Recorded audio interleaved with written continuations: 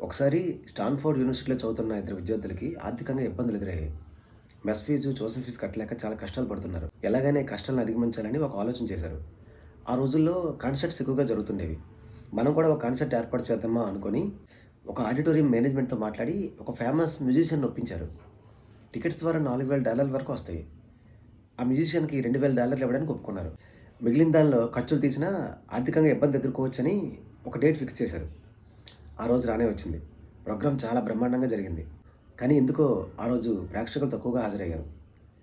So, tickets ద్వారా వీళ్ళు అనుకున్నంత అమౌంట్ రాలేదు. $1,600 మాత్రం వచ్చింది. చాలా బాధపడ్డారు.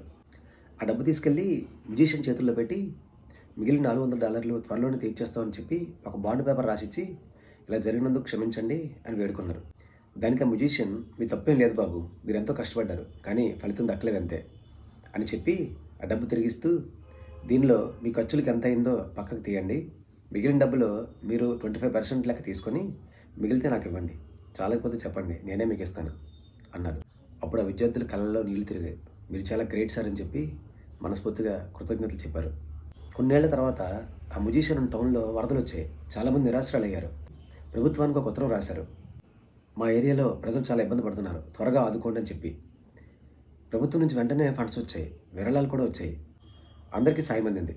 సమస్యలన్నీ సద్దుమణిగాక ఎంతో గొప్ప సాయం చేసిన ప్రభుత్వానికి కృతజ్ఞతలు చెప్పడానికని ఈ మ్యూజిషియన్ బయలుదేరాడు. రాజధానికి వెళ్ళి ఆ శాఖకు సంబంధించిన వ్యక్తిని కలిసి, "మీరు చాలా గొప్ప సాయం చేశారు. మీరు ఆ సమయంలో ఆదుకోకపోయి ఉంటే కథ మరోలా ఉండేది" అని చెప్పారు. అప్పుడు వెంటనే ఆ వ్యక్తి, "నేను విద్యార్థిగా ఉన్నప్పుడు మీరు చేసిన సాయం కంటే ఇది గొప్పది కాదు సార్. మీరు చాలా గ్రేట్ సార్" అన్నాడు. ఈ మ్యూజిషియన్ వెంటనే గుర్తుపట్టారు. ఈయన కళ్ళల్లో నీళ్లు తిరిగాయి. చూసారా? చేసిన సాయం తరతరాల వరకు ఉంటుందనడానికి ఇది బెస్ట్ ఎగ్జాంపుల్. ప్రతిఫలం ఆశించకుండా చేసిన సాయం ఎంత చిన్నదైనా అది చాలా విలువైనది అవుతుంది.